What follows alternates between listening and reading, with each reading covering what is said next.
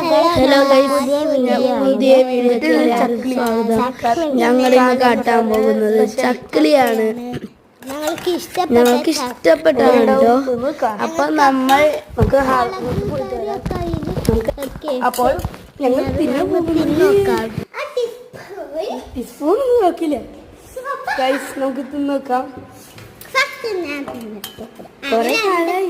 രണ്ട് മുറുക്കിട്ടിട്ടുള്ളൂ ഗൈസ്. തിന്നോക്കാൻ പോട്ടെ. നമുക്ക് ടേസ്റ്റ് അടിപൊളി കൂടി കൊബല അങ്ങനെ കുഴപ്പമില്ലല്ലോ. എന്നോട് പറ പറ.